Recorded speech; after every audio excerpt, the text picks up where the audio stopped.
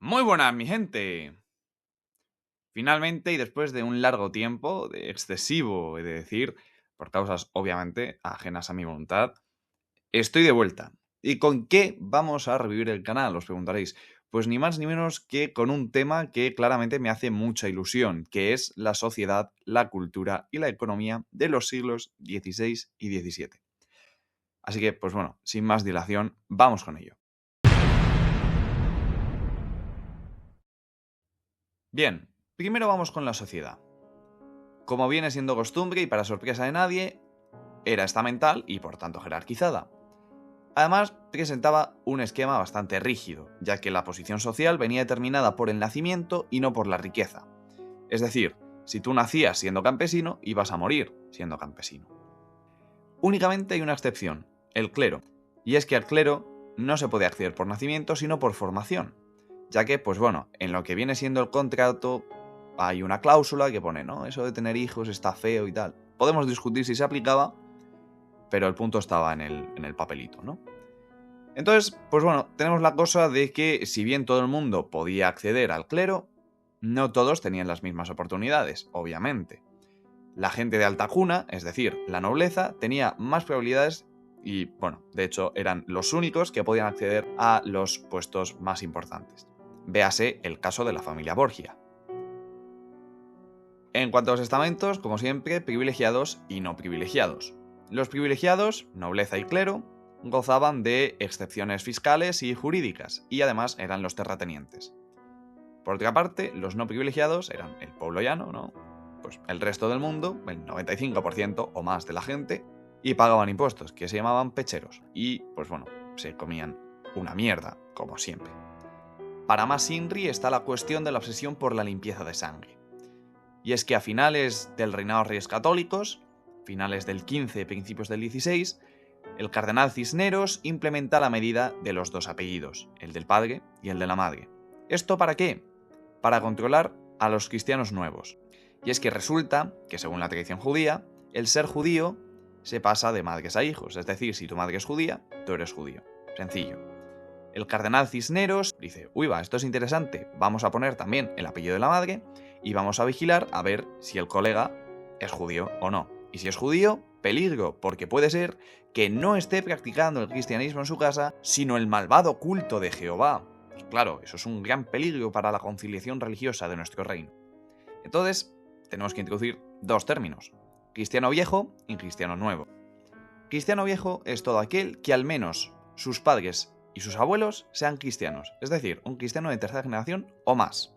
Mientras que cristiano nuevo son los conversos y los hijos de los conversos. Sencillo. Por último, y para cerrar el circuito, la Inquisición, el organismo de control social e ideológico que tras la Contrarreforma ejerció aún más control social e ideológico. Dado que no me apetece generar más polémica político y religiosa, si os parece bien, y si no también, voy a pasar a la economía. El siglo XVI fue un periodo de expansión económica en el que, lógicamente, intervinieron diversos factores.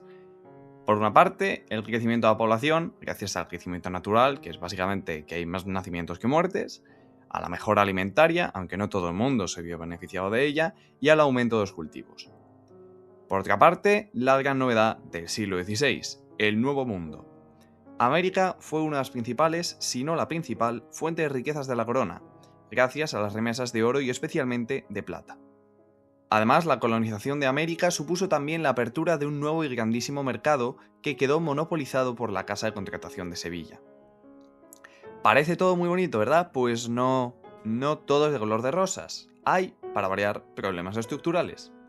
En el siglo XVI, los monarcas, que eran los Austrias mayores, Carlos I y Felipe II, sencillamente gastaban más de lo que ganaban. Entre coronaciones, guerras, monumentos y un largo etcétera, la monarquía terminó por declararse en bancarrota en varias ocasiones.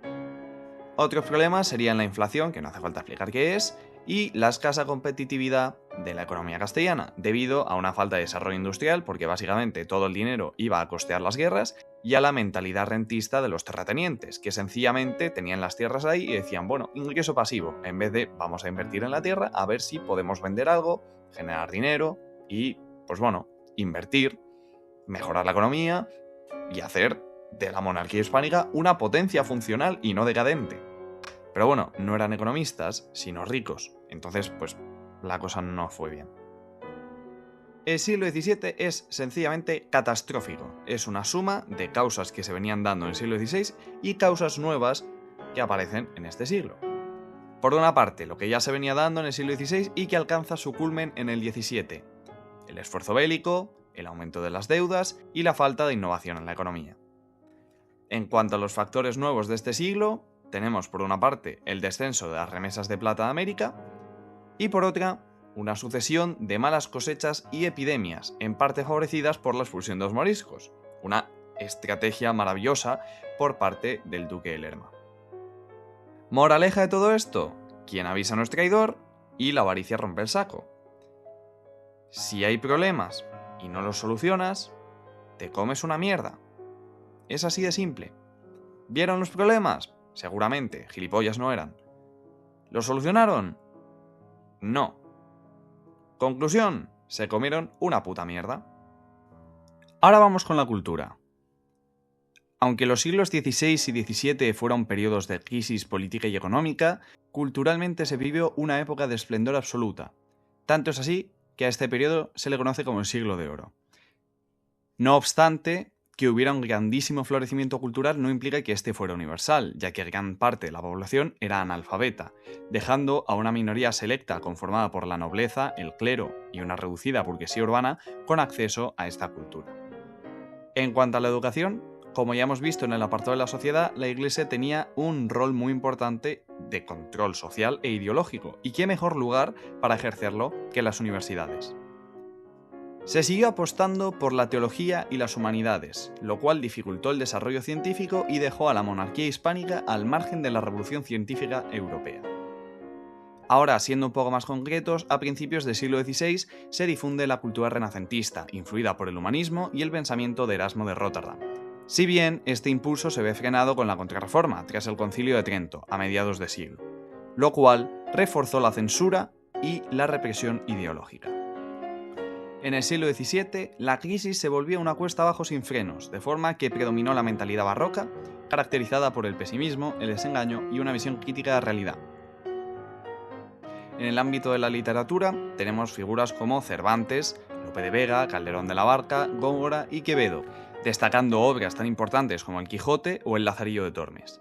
En el resto de las artes tenemos a pintores como Velázquez con Las Meninas, a Zurbarán o a Murillo, y a arquitectos como Churriguera o a Juan de Herrera, quien construyó el monasterio de San Lorenzo del Escorial. Y nada más, mi gente, con esto concluyo el Ecuador del tema 3, lo cual me hace muy feliz, más aún después de haberme tirado casi 3 meses sin subir nada relevante. Pero bueno, solo puedo decir que todo aquello que me ocupaba, voluntaria o involuntariamente, ha pasado, así que espero retomar el poco ritmo que tenía subiendo vídeos y, pues bueno, de aquí a que me jubile, más o menos, poder acabar, aunque sea, el temario de BAU.